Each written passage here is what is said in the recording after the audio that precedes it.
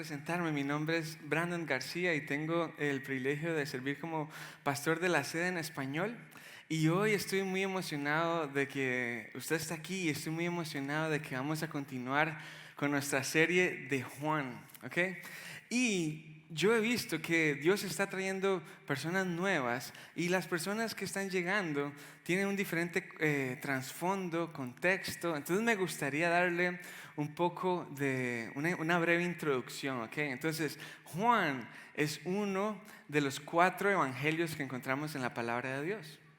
4 evangelios que relatan la historia de Jesús, nuestro Salvador. Estos 4 evangelios están al inicio de lo que llamamos el Nuevo Testamento. ¿Qué es el Nuevo Testamento? La Biblia está dividida en 2 secciones, el Antiguo Testamento y el Nuevo Testamento. En el Antiguo Testamento encontramos la historia de la creación, ¿verdad? Que alguna vez hemos escuchado, Adán y Eva, la caída, ellos pecaron, estaban destinados la humanidad a estar lejos de Dios, pero aún en ese momento Dios prometió que iba a venir un descendiente, un hombre que iba a golpear a la serpiente en la cabeza. Entonces, en el Antiguo Testamento vemos cómo vez tras vez el ser humano fracasó en su intento de hacer las cosas bien. No había una manera posible para arreglar nuestra condición de pecado.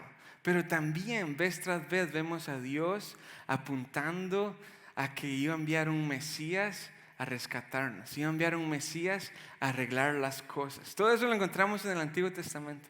Y en el Nuevo Testamento iniciamos con los evangelios, como Juan, donde podemos encontrar el relato de la vida de Jesús, sus enseñanzas, las buenas nuevas de salvación. ¿Cuáles son esas buenas nuevas? Que Jesús es el Mesías que venía a salvarnos. Y después de esto podemos ver cómo inició la iglesia, y también el Nuevo Testamento nos apunta a la segunda venida de Cristo.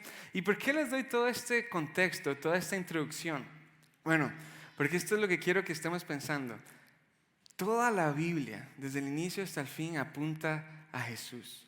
Toda la Biblia, desde el inicio hasta el fin, apunta a Cristo, al Mesías que tenía que venir a rescatarnos. Esa promesa que Dios cumple para nosotros, que la encontramos muchas veces, desde esa que les conté, donde justo después de que Adán y Eva pecaron, ya Dios prometió que iba a enviar a alguien a arreglar las cosas. Lo vemos a lo largo de toda la palabra de Dios. Todo apunta a Jesús. Y a la vez, la otra cosa que quiero que estemos pensando es que a lo largo de la historia de la narrativa bíblica, las personas han tenido una distinta expectativa cultural de lo que Dios debía hacer. Entonces, déjeme explicar otra vez. Las personas siempre han tenido una expectativa de lo que Dios debería hacer. Por ejemplo, en la serie que acabamos de terminar, la serie de Daniel, el pueblo de Israel tenía una expectativa de que Dios lo rescatara de Babilonia. Esa era su expectativa, ¿verdad? En el tiempo de Samuel, la gente tenía la expectativa de que Dios enviara un rey para que reinara en Israel. En el tiempo de donde están los relatos que Juan nos va a contar, en el tiempo de Jesús, la gente, el pueblo judío, está siendo oprimido por el imperio romano, y la expectativa que ellos tenían era que viniera un Mesías soldado con una espada, una lanza, un escudo, y destruyera al imperio romano. Entonces, toda la Biblia apunta a Jesús, y en todos los relatos de la Biblia las personas tienen una expectativa de lo que Dios debe hacer, y esas expectativas no son malas. De hecho, yo le pregunto a usted, ¿cuáles son las expectativas que tal vez usted tiene hoy? Tal vez usted tiene la expectativa que Dios lo prospere. Tal vez usted es estudiante universitario, los que se sientan aquí tienen la expectativa de que Dios le ilumine al examen de mañana que no ha estudiado, que probablemente no va a pasar. O tal vez usted tiene la expectativa de que ya tiene varios hijos varones y quiere una niña, y esa es su expectativa. Usted tiene expectativa de que Dios le ayude a comprar casa. Usted tiene expectativa de que Él arregle este gobierno americano que estaba bien aferrado a la palabra y ya no, y usted tiene esa expectativa. La expectativa que usted tenga puede ser que esté bien, puede ser que esté mal, pero yo quiero hacerle una pregunta hoy antes de entrar a este texto. ¿Estamos siguiendo a Jesús para que Él cumpla su voluntad en nuestras vidas o para que Él cumpla nuestras expectativas? Estamos siguiendo a Cristo por conveniencia, para que Él haga mis caprichos, mis deseos, y yo declaro que Él haga esto y lo hace sí o sí, o nos estamos rindiendo a Él para que Él cumpla su voluntad en nuestras vidas. Porque como vamos a ver hoy en los relatos de Juan, todos tenían una expectativa y no siempre esa expectativa se alineaba con el plan que Jesús tenía. Dios no tiene que adaptarse a nuestras expectativas y planes, porque Él tiene un plan mucho más grande. Él nos está invitando a confiar en Él y a seguirle. Entonces, déjenme orar y vamos a entrar en el versículo 19 del capítulo 1 de Juan. Vamos juntos en oración. Padre, te doy gracias por esta mañana donde podemos reunirnos en familia y podemos abrir tu palabra. Gracias porque nos has dado acceso a tu palabra y gracias porque eres un Dios misericordioso y lleno de gracia, que como acabamos de cantar, descendiste a este mundo para reconciliar la relación que habíamos perdido a causa del pecado.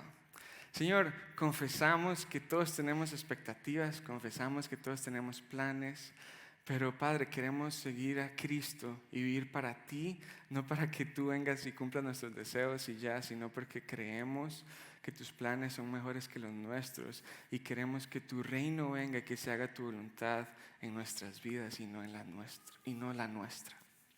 Oramos esto en el nombre de Jesús. Amén.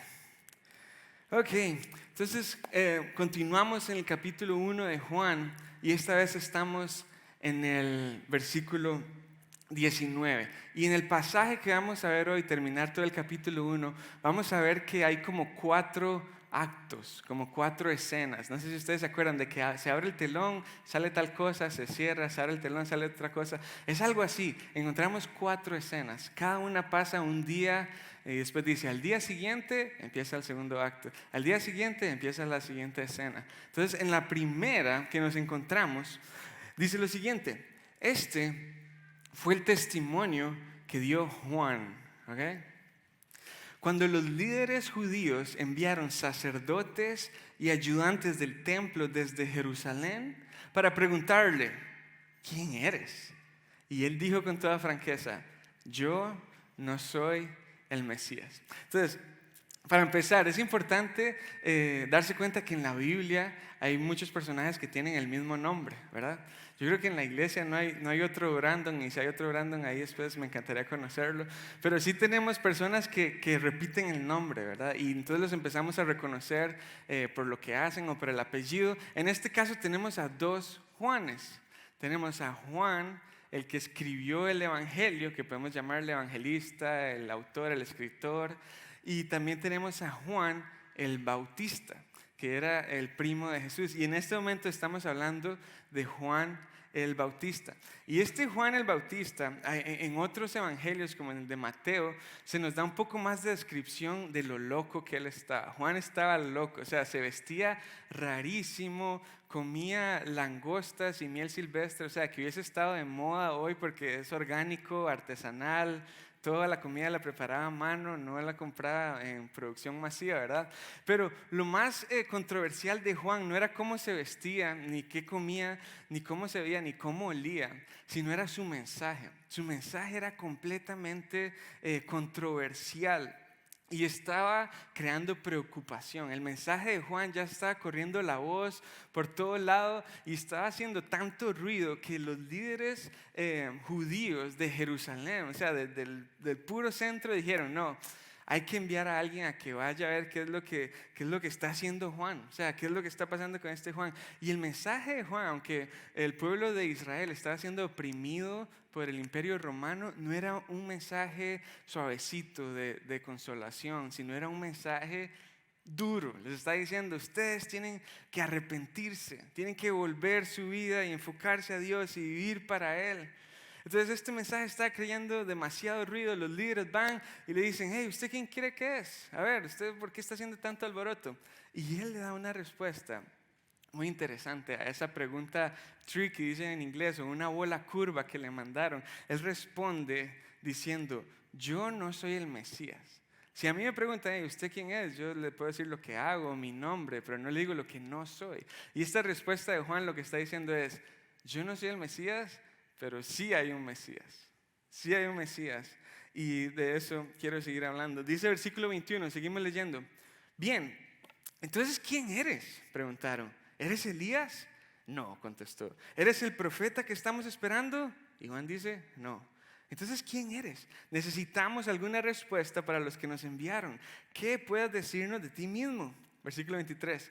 Juan contestó con las palabras del profeta Isaías y dijo lo siguiente. Soy una voz que clama en el desierto. Abran camino para la llegada del Señor. Soy una voz que clama en el desierto, abran camino para la llegada del Señor. Entonces, es interesante, pero todos los judíos de esta época tenían bien claro una profecía que encontramos en Malaquías, donde se dice que Elías iba a venir antes de la llegada del Señor. Sin embargo, Juan dice sorpresivamente que él no es Elías, lo cual es interesante. Sin embargo, en Mateo 11:14, que ustedes pueden buscarlo, leerlo, apuntarlo y lo buscan en la casa, Jesús mismo dice que Juan era el Elías que tenía que venir. Probablemente Elías no está 100% consciente de lo que significaba su ministerio, pero lo que sí sabemos es que Juan el Bautista vino con el poder y el espíritu de Elías para preparar a la gente para la llegada del Señor. Él era la antesala, él era el que estaba pregonando las buenas noticias. Hey, prepárense, hey, pónganse las pilas, despabilense, el Señor viene, dejen de vivir distraídos, dejen de vivir pensando solo en sí mismos, dejen de estar pensando en plata, plata, plata, pongan su mirada en Cristo porque Él viene, el Mesías viene. Ese era el mensaje que Juan estaba predicando y después le preguntan, ¿usted es el profeta? Que es un profeta que ellos están esperando que está en el libro de Deuteronomio, y Juan dice no. Después en el libro de Hechos vemos que ese profeta era el Mesías, pero en fin le dicen, ¿usted es Elías? ¿Usted es esto? Entonces, ¿quién es? Y a mí me impresiona demasiado la manera humilde con la que Juan contesta, ¿por qué me parece interesante? Porque en esta cultura en la que usted y yo vivimos, vivimos demasiado ensimismados. Vivimos en una cultura narcisista donde nos gusta ser aplaudidos y afirmados y que vean lo bueno, inteligentes y guapos que somos y preparados. Entonces yo me imagino que Juan el Bautista, con la mentalidad promedio de alguien en el 2023, hubiese dicho, bueno, mucho gusto, yo soy el licenciado Juan, soy un emprendedor, tengo ahorita un emprendimiento en el área de los bautismos, me está yendo muy bien, no es por chicanear o rajar o presumir, pero mi familia es de prestigio, mi papá es Zacarías, un sacerdote, o sea, yo soy cosa seria aquí en el área espiritual. De hecho, fui concebido por un milagro, ¿verdad? El ángel se le presentó a mi mamá y yo fui lleno del Espíritu en la panza, imagínense. Y es más, si le cuento una cosa, soy el primo de Jesús. Imagínense esa presentación que hubiese dado Juan, que todo el mundo hubiese dicho, no, Juan es la última Coca-Cola en el desierto. Pero Juan no contesta de esa manera, teniendo los credenciales.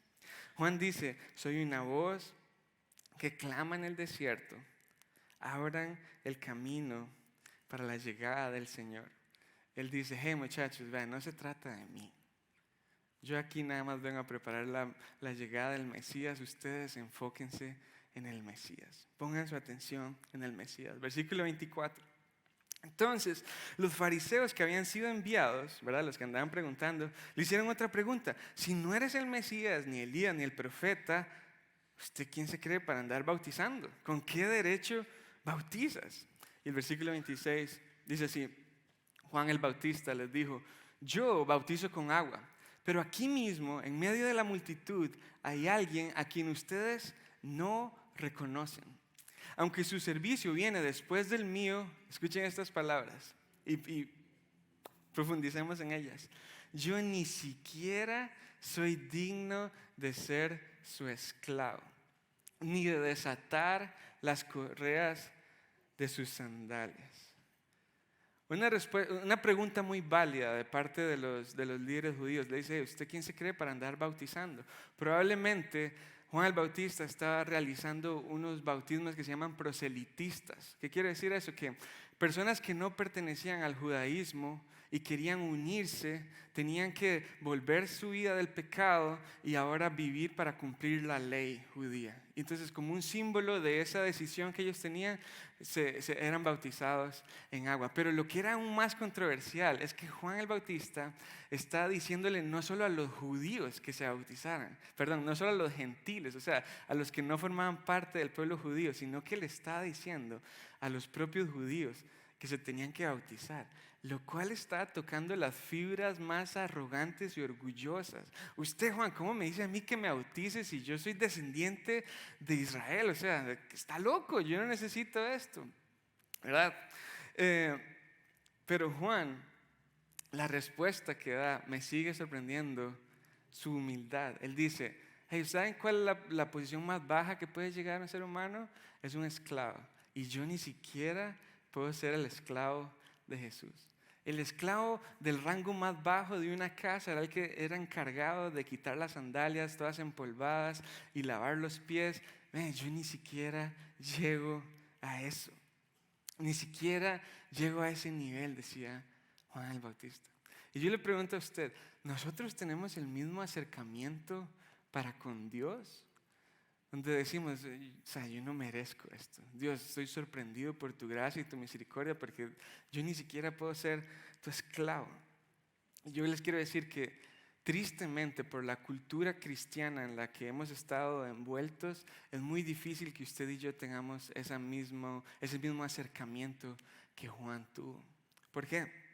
Porque hemos priorizado mensajes que son convenientes para nosotros. Hemos priorizado mensajes donde se desecha el temor a Dios, donde realmente no tenemos reverencia, devoción para con Dios. Y más bien a veces nos creemos que tenemos el derecho de exigirle.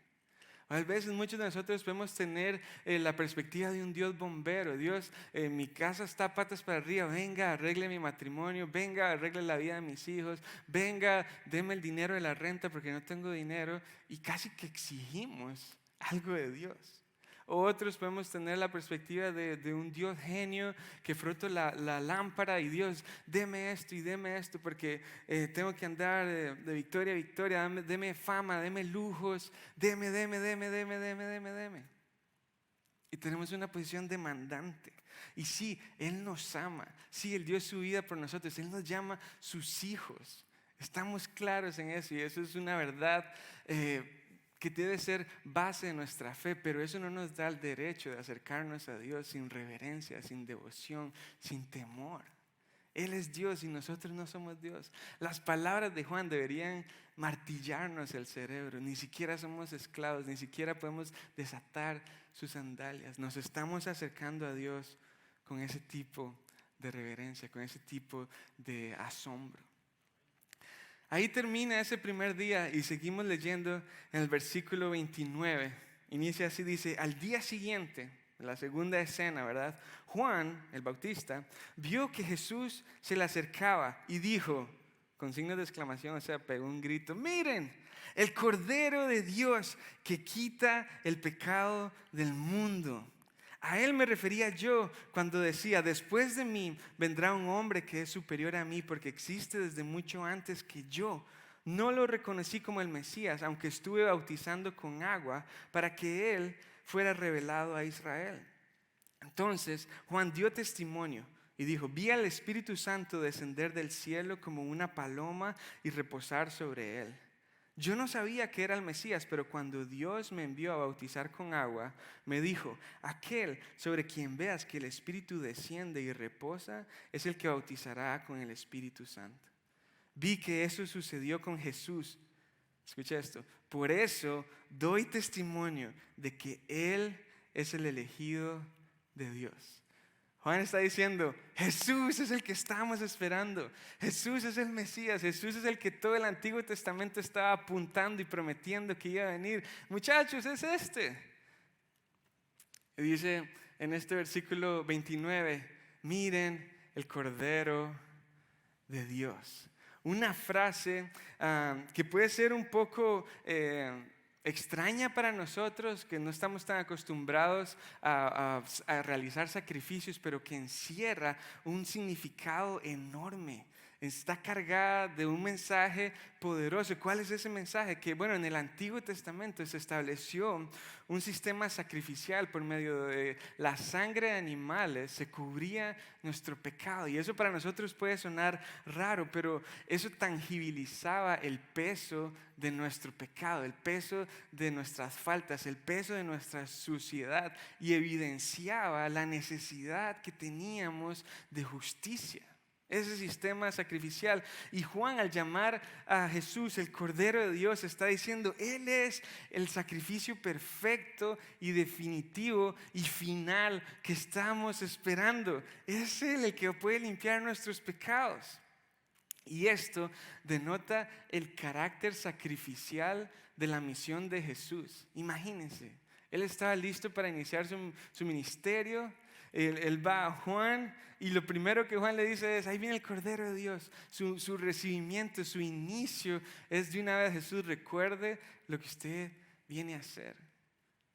Él no vino a ser servido, Él vino a servir, Él vino a dar su vida, derramar su sangre, siendo el Cordero definitivo para limpiar nuestros pecados. Y Juan está diciendo como testigo ocular, o sea, que él vio con sus propios ojos en primera persona: este es el Mesías. Primero está diciendo: Él es el Cordero de Dios, y después dice que nos relata cómo fue el bautismo. Él dice que cuando bautizó a Jesús, el Espíritu Santo como una paloma, o sea, no una paloma literalmente, pero como una paloma reposó sobre él. Y él dice: este es el elegido, este es el Mesías, este es el Cristo, el que estamos esperando, muchachos. Y yo quiero nada más también mencionar la obediencia y sumisión de Cristo, de Jesús. Él no tenía que ser bautizado, Él no tenía pecados de los cuales volverse, Él no tenía que arrepentirse, pero Él estaba identificándose con una raza humana pecadora en completa obediencia para iniciar su ministerio. En Mateo 3:3 se lo pueden buscar, hay más detalles de esto. Aquí Juan como que pasa por encima porque está enfocado en otra cosa. Pero en ese momento Juan el Bautista le dice a Jesús: hey, Jesús, suave, ¿cómo que lo tengo que bautizar? Si algo usted me tiene que bautizar a mí, ¿cómo se le ocurre? Y Jesús, en completa obediencia, es bautizado para iniciar su ministerio. Ese fue el segundo día, la segunda escena. Vamos al tercer día, al versículo 35, al día siguiente, otra vez para contarnos otro relato. Dice que Juan, otra vez Juan el Bautista, estaba otra vez allí con dos de sus discípulos. Estaba tranquilo con dos de sus discípulos y dice: al pasar Jesús, Juan lo miró y declaró otra vez: miren, ahí está el Cordero de Dios. Cuando los dos discípulos de Juan lo oyeron, ¿qué hicieron? Siguieron a Jesús. Versículo 38. Jesús miró a su alrededor, se dio cuenta de que ahí dos pintas lo están siguiendo, y dice: hey, ¿qué quieren? Y ellos contestaron: Rabí, que significa maestro, ¿dónde te hospedas? Entonces, notemos varias cosas aquí. Primero, Juan el Bautista es un líder que no se aferra a las personas. Él las apunta a Jesús. Imagínense lo difícil que fue para Juan, supongo, emocionalmente. Él había invertido tiempo con sus dos discípulos, los había entrenado, probablemente eran bien cercanos, pero él no se aferra a eso. Él dice: hey, ustedes, Él es el Cordero de Dios, casi que los empuja. Él dice: ustedes más bien síganlo a Él. No está aferrado a las personas, porque Él está claro con la idea de que ellos tienen que enfocarse en Jesús. Y yo quiero aprovechar este momento para decir: nosotros aquí en esta iglesia, en Grace Church, no queremos crear discípulos de Grace Church. No queremos crear discípulos del pastor, porque Grace Church no puede cambiar vidas. Solamente Cristo puede cambiar nuestras vidas. Solamente Cristo puede darnos vida en abundancia. Entonces, si algo queremos hacer aquí es apuntar a todas las personas a Cristo. No se trata de nosotros, se trata de Él. Y de esa misma manera, Él te está haciendo la invitación hoy para seguirlo. Y el otro punto que me llama demasiado la atención de este pasaje es que los discípulos de Juan el Bautista se acercan a Jesús no por conveniencia, no por arrogancia, no por exigir, sino que se presentan con devoción, con respeto, al llamarle Rabí. Y en este Evangelio de Juan, estas son las primeras palabras que Jesús dice. Cuando se vuelve, les dice: hey, ¿qué quieren? Esas son las primeras palabras que encontramos que Jesús dice en este Evangelio de Juan. ¿Qué es lo que buscan? ¿Qué es lo que quieren? Y yo me imagino que ellos, temblorosos, nerviosos, la pregunta que hacen es malísima. Yo hubiese preguntado otras cosas más profundas, más interesantes. Están temblando y dice: ¿dónde te hospedas? O sea, nada que ver. Pero están completamente en devoción, en asombro, reconociendo que Él es el Mesías, que Él es el Rabí, el Maestro. Y yo te pregunto a ti, ¿con qué postura te acercas a Cristo de nuevo? ¿Le exiges por conveniencia? ¿Te acercas superficialmente? O sea, que no realmente me acerco, pero lo veo allá de lejos para ver más o menos qué está haciendo. Lo sigo para que cumpla mis expectativas. Lo sigo por tradición, porque el domingo hay que ir a la iglesia, porque sí, ya. ¿De qué manera estás siguiendo a Cristo? Versículo 39 dice así: Jesús le responde, le dice: hey, bueno, vengan y vean. Vengan y vean. Vengan y vean. Eran como las 4 de la tarde cuando le acompañaron al lugar donde se hospedaba y se quedaron el resto del día con él. Versículo 40. Andrés, hermano de Simón Pedro, era uno de los hombres que al oír lo que Juan dijo, siguieron a Jesús. Entonces Andrés era uno de esos. El otro discípulo no se dice quién es, pero probablemente era Juan, el autor del Evangelio. Versículo 41. Andrés fue a buscar a su hermano Simón y le dijo: hemos encontrado al Mesías, que significa Cristo. Mesías es en hebreo, Cristo es en griego, significa lo mismo: el elegido, el ungido, el que va a venir a rescatarnos. Luego Andrés llevó a Simón para que conociera a Jesús. Jesús miró fijamente a Simón y le dijo: tu nombre es Simón, hijo de Juan, pero te llamarás Cefas, que significa Pedro. Entonces Jesús le cambia el nombre a Pedro de una vez, ¿verdad? Entonces, no sabemos de qué hablaron exactamente estos dos discípulos con Jesús desde las 4 de la tarde hasta el final del día. No sabemos qué es, no sabemos qué otras preguntas le hicieron, qué enseñanza le dio Jesús, pero lo que sí sabemos es la respuesta apasionada que tuvo Andrés. Andrés, después de pasar ese tiempo con Jesús, salió soplado a buscar a su hermano Pedro y le dijo: Pedro, he encontrado al Mesías. No pudo aguantarme las ganas y no pudo contenerse y salió a contarle a los demás. Entonces, Juan el Bautista apunta a sus discípulos a Jesús y después sus discípulos, Andrés, apunta a Pedro a Jesús, y así, señoras y señores, se empezó a correr la voz hasta el día de hoy. Es el mismo método que usted y yo tenemos para contar las buenas nuevas de Jesús. Tenemos que abrir la boca. Tenemos que compartir con otros lo que Jesús está haciendo en nuestras vidas. Así, de esa misma manera, se empezó a esparcir la voz. Y yo te pregunto, ¿te da pena? ¿Te da miedo? ¿Te da pereza? ¿No quieres ser rechazado? Tenemos que contar estas buenas noticias a nuestra familia, a nuestros vecinos, a nuestros amigos, a nuestros compañeros de trabajo. Versículo 43. Iniciamos el cuarto acto, cuarta escena. Dice: al día siguiente, Jesús decidió ir a Galilea y encontró a Felipe y le dijo: ven, sígueme. Ven, sígueme. Felipe era de Betsaida, el pueblo natal de Andrés y Pedro. Entonces, Felipe era vecino de Andrés y Pedro, que crecieron en un lugar pesquero. Betsaida significa casa de la pesca. Entonces, estos detalles, no, como que Juan, el que está escribiendo el Evangelio, se los salta, como que no le presta atención en eso, porque él está enfocado en una invitación que Jesús le hace, que es: ven y sígueme. Él se salta todos los detalles para enfocarse en eso. Y es una invitación paradójicamente simple y compleja. ¿Por qué es simple? Porque es básica, es cruda, es: venga, sígueme, dé un paso, después mueve el otro pie, da otro paso y sigue caminando y viene detrás mío. Empieza a hablar como yo hablo, empieza a hacer lo que yo hago, sé mi aprendiz, sé mi discípulo, ven, sígueme. Pero es complicada también porque implica dejar todo para empezar a vivir para Él. Esto significaba, Felipe, deja tu barco de pesca.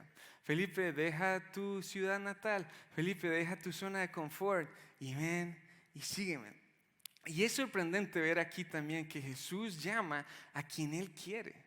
O sea, Jesús no va donde los ricos y famosos a buscar quién es el más influyente. Jesús no va a Jerusalén a buscar cuál es el líder judío con más estatus, con más conocimiento. Él va a un pueblito pesquero y llama a un tal Felipe y le dice, usted, sígueme. Y de la misma manera Jesús nos está llamando hoy. Felipe probablemente no tenía su vida resuelta, no ya estaba bien en todo para empezar a seguir a Jesús. Él nada más dio el primer paso. Felipe probablemente tenía otra expectativa para su negocio pesquero, probablemente tenía otra expectativa para el resto de su vida, pero él deja todo eso de lado para seguir a Jesús. Y yo te pregunto, ¿qué vas a hacer? ¿Qué vas a hacer? Versículo 45. Felipe fue a buscar a Natanael y le dijo, hemos encontrado a aquel de quien Moisés y los profetas escribieron. Se llama Jesús, el hijo de José de Nazaret. Imagínense la emoción, Felipe corriendo, Natanael, este es. Y Natanael le dice, Nazaret, ¿acaso puede salir algo bueno de ese pueblucho? ¿Acaso puede salir algo bueno de ese barrio? Y Felipe le dice, ven y compruébalo tú mismo. Ven y compruébalo tú mismo. Felipe no ha ni terminado de tomar la decisión de seguir a Jesús cuando ya está corriendo contándole a los demás. Es como un patrón, lo ven, Juan apunta a sus discípulos apuntan a sus otros amigos, los otros a los otros, los otros a los otros. Es lo mismo, Felipe va corriendo, le dice a su compa, a su amigo, a su cuate, le dice, hey, encontré al Mesías, vengan. Y ojo la reacción honesta de Natanael, él es bien, un poquito matón, un poquito sí, no tan suavecito, bien directo, bien confrontacional, le dice, ¿cómo? Nazaret. No sé si había una rivalidad entre los equipos de soccer en el momento, o si había tenido una mala, obviamente es broma, ¿verdad? No existía el fútbol en el momento.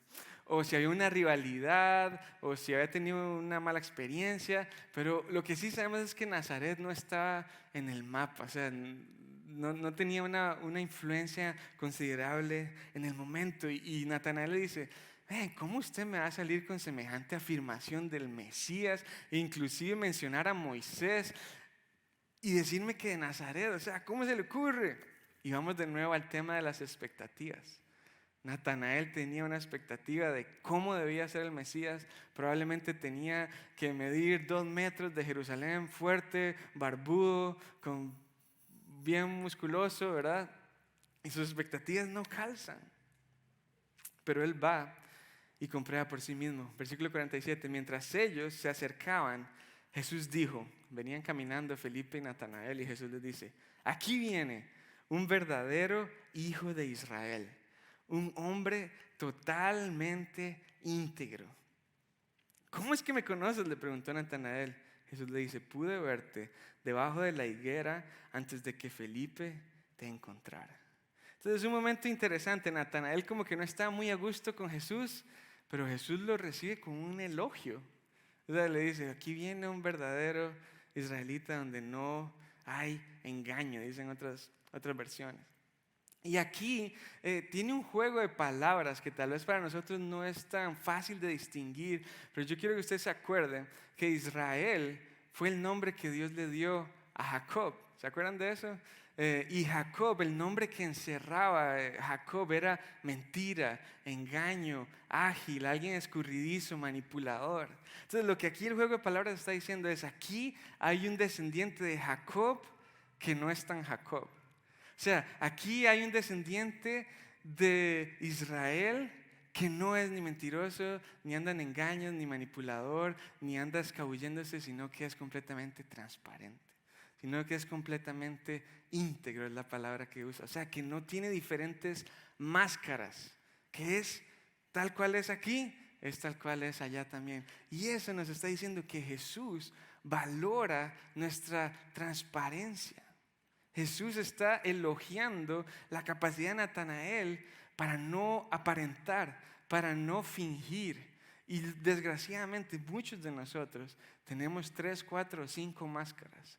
Cuando llegamos a la iglesia nos ponemos la máscara cristiana, sonriendo, amén, bendiciones, Dios te bendiga, ¿cómo va todo? Un abrazo, así, ¿verdad? Y cuando nos montamos al carro, ¡fum!, otra vez la máscara de enojo, de frustración. Cuando estamos solos en la casa, tenemos otra máscara cuando nadie nos ve. Cuando estamos discutiendo con nuestra esposa, nuestro esposo, tenemos otra máscara que eso sí que nadie la conoce, pero su esposo la conoce y esa es la máscara más peligrosa, ¿verdad? Y Jesús está aquí valorando la transparencia, valorando la integridad de Natanael. Versículo 49 dice, entonces Natanael exclamó, Rabí, tú eres el Hijo de Dios, el Rey de Israel. Y Jesús le preguntó, ¿crees eso solo porque te dije que te había visto debajo de la higuera? O sea, ¿solo por eso crees ahora sí que yo soy el Rey de Israel, el Hijo de Dios? Verás cosas más grandes que esta. Y dice así, y agregó, les digo la verdad, todos ustedes verán el cielo abierto y a los ángeles de Dios subiendo y bajando sobre el Hijo del Hombre, quien es la escalera entre el cielo y la tierra. O sea, continuamos con las referencias de Jacob. Esta vez es un relato que lo pueden encontrar en Génesis 28, donde Jacob está durmiendo. Un detalle que siempre me llama la atención es que dice que apoyó su cabeza sobre una roca, o sea, la roca era la almohada. Y en ese sueño, él ve una escalera y ángeles subiendo y bajando. O sea, el punto de conexión entre el cielo y la tierra. Él ve esa escalera ahí y al despertar, Jacob le pone nombre a ese lugar, se lo cambia, verás Betel, o sea, la casa de Dios. Y usted me dice, ¿qué tiene que ver esa historia tan rara con esto? Tiene todo que ver, porque lo que Jesús está diciendo es, yo soy esa escalera. Yo soy la conexión entre el cielo y la tierra. Yo soy el único camino al Padre que está en los cielos. Yo no soy lo que ustedes están esperando, tal vez un soldado, un guerrero musculoso que destruya a Roma, pero mis planes son mayores que los suyos. Tuve que descender a esta tierra porque no había una manera en que ustedes alcanzaran el cielo. No había una manera, no importa qué tan bueno usted crea que es, no había manera. Era completamente imposible para cada uno de ustedes alcanzar el cielo. Pero ahora yo soy esa conexión, yo soy ese camino para el Padre. Y he venido a vencer el poder del pecado y de la muerte una vez y para siempre. Y este capítulo 1 en general está cargado de muchas descripciones de quién es nuestro Rey Jesús. Y mi pregunta para ustedes es, ¿lo crees? O sea, ¿ustedes creen verdaderamente las descripciones que encontramos aquí? ¿Ustedes creen que Él es la luz, como vimos la semana pasada, que Él es el creador preexistente a todo lo que podamos ver, que Él es el Hijo de Dios, el Mesías, el Cristo, el elegido, el Cordero de Dios que quita nuestros pecados? ¿Ustedes creen que Él es el Rey de Israel, el Rabí, nuestro Maestro, que Él es Betel, la casa de Dios, que Él es Dios? ¿Ustedes creen que Jesús es Dios? Él no es solo un héroe, un gran personaje. Él no es nada más alguien que aportó muchas cosas. Él no es un rey moralista. Él es Dios. Él es Dios. ¿Ustedes creen esto? Y con esto quiero terminar. Yo quiero que usted reflexione y usted se pregunte si verdaderamente cree que Jesús es Dios y cree todo lo que hemos aprendido hoy. ¿Por qué? Porque desgraciadamente la connotación de la palabra cristiana como que no tiene mucho poder, no tiene mucho sustento. Y muchas personas pueden fácilmente identificarse como cristianas cuando realmente no lo son. Entonces, puede haber aquella persona que cree que es cristiana porque cree en un Dios todopoderoso. Y ustedes los pueden escuchar decir, no, es que yo creo que sí hay un Dios que creó todo y que está del cielo viendo todo. Bueno, por más que crea en un Dios, si no cree y no conoce a Jesús, esa persona no es cristiana.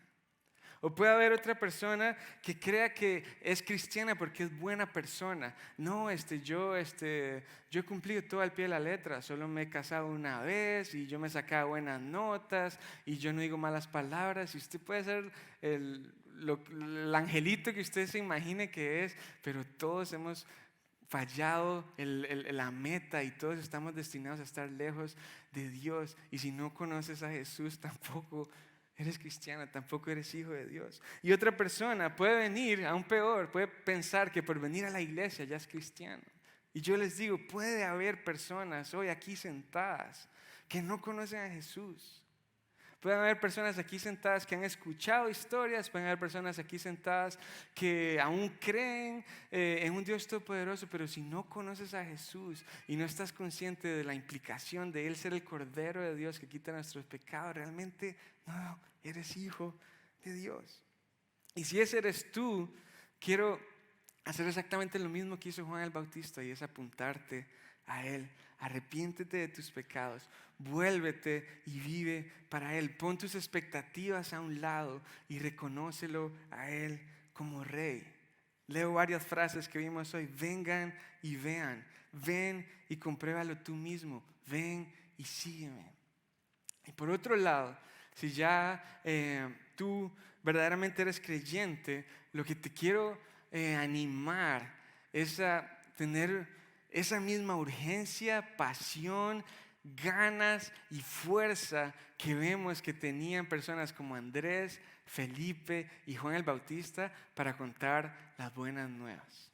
Si ya tú eres parte de la familia de Dios y todo lo que acabamos de ver fortalece tu fe, yo no quiero que esto nada más sea un domingo donde, sí, buen recordatorio ese, Brandon, Jesús es Dios, amén. Sino que mira cómo reaccionaron estas personas al ser expuestas a la palabra de Dios, salieron corriendo a contarle a otros.